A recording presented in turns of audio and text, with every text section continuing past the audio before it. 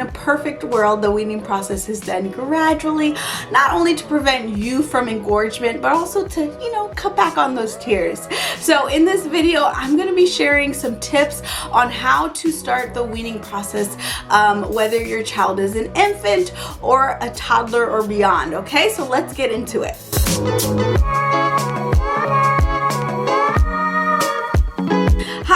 Welcome back to my channel. If you are new here, I am Dr. Jasmine. I am a clinical psychologist, a mom of 2 little girls, and around here we talk about everything from positive parenting to child development to how to keep our own sanity as parents.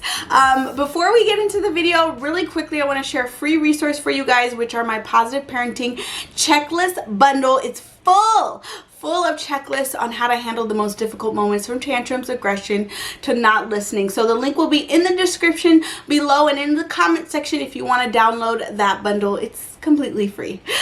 So let's get into the video. So first, I'm going to start the video with some quick tips if your child is an infant. Now, like I said earlier, ideally this process is done gradually. And so what you want to do is you want to wait days, maybe even weeks, depending on how your child is. Remember, every child is so different. But you want to wait days and weeks before you move on to the next progression. So what you're going to do is slowly start cutting back on those feeding sessions, okay? And again, so let's say that you cut back on the feeding session after nap time. Well, you're going to want to wait days, if not a couple weeks, before you start the next progression to the next feeding that you cut back on, okay? Now, depending on, how it's going for you, you might decide that you cut back on the least favorite feeding session, and what you can do in between is to express that milk to reduce that engorgement, and try, if you can, if you have somebody who's available to help you, they can be the one that feeds the baby the bottle, okay? So ideally, I know not everybody has, support, but ideally you get somebody else to kind of supplement that feeding. So again, what you want to do is slowly cut back on the feedings, choose one, maybe it's your least favorite one, and wait days, if not weeks, before you cut back on another one. Now, let's talk about the situation if your child is older, right? If they're a toddler or a preschooler. No judgment here, first of all. I want to say that this is a personal process, a personal choice. And in so many other countries, women breastfeed for years and years. And so you have to kind of decide, depending on your schedule, your personal choice, your how comfortable you are, maybe your child as well, what you feel comfortable with, and make those decisions based on that. But what you're going to want to do if you're thinking about weaning, which is probably why you clicked on this video, is develop a good solid schedule around breastfeeding. Or what you might decide is maybe you just breastfeed on demand. You kind of want to, depending on your unique situation, decide what's better for you. Is it better to just stick with a really tight schedule, right? Or and to maintain those boundaries if your child asks to breastfeed outside of that schedule?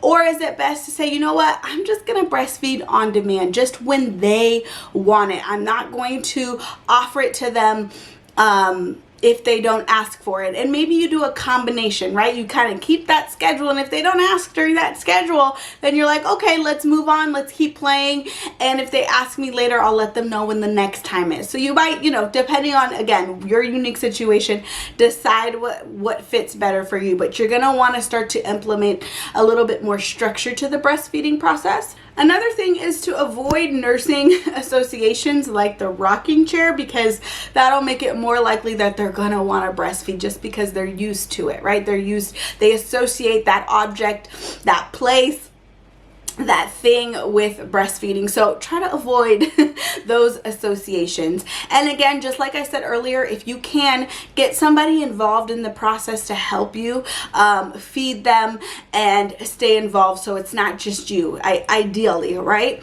Another thing is to think of other ways to connect and keep them occupied during those times that they usually breastfeed. Let's say, for example, that you're going to start a new schedule, you're going to cut back on some feedings. well, maybe you can decide on another activity, another thing, another special bonding time that you guys can do in place of the breastfeeding.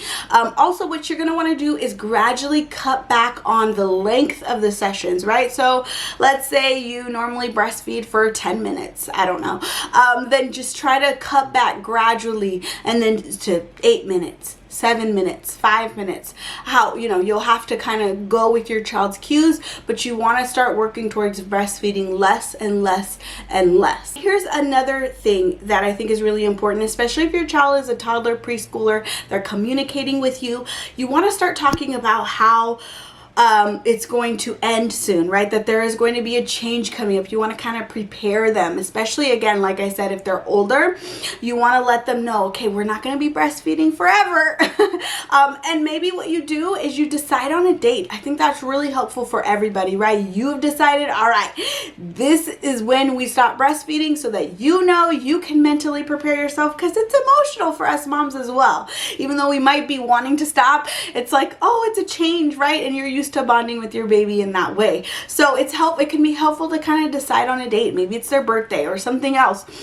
Decide on a date, pick it, and let them know. And as you get closer, you can start marking it off the calendar so that they have a visual representation of when that change is going to happen. And then, similar to my pacifier video, I don't know if you've seen that video yet, I'll go ahead and link it in the cards up top, but it's a similar process to the pacifier, where you decide on a date, you let them pick a new object, a new comfort toy that they can have in replace of the breastfeeding. Maybe it's a special stuffed animal, a bedtime toy, and then you have a goodbye ceremony. And I mean, it's gonna look different because pacifiers you can literally throw away.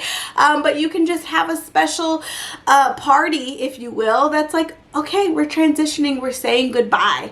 And that helps you, that helps them, and then you stick with it, of course. As I think that's the most important thing, is be ready for those tears. This is not an easy process always. Sometimes it is, and sometimes it isn't, and that's okay if it isn't an easy process. It's to be expected, right? Because change is so hard for little ones, especially they've come to, attach so much comfort to the breastfeeding process, as we probably have ourselves as well. And so it's going to be hard for them. So expect those tears, be okay with it, listen to them. I have so many videos on this channel about tantrums and how to handle our child's big feelings. So I'll go ahead and link a video here to check out next after you watch this video. But just mentally prepare yourself for the process, right? Prepare yourself for those tears and allow them, okay? Know that it's part of the process and that it's okay. It doesn't mean you're on the wrong track. It doesn't mean you're making a horrible decision. It just means change is hard. That is it for this video. I hope it was helpful. Let me know if you have any other questions in the comment section below. Don't forget to download that free Positive Parenting Checklist bundle. Give this video a thumbs up if you got any value from it. Subscribe to my channel, and I will see you in the next one. Bye.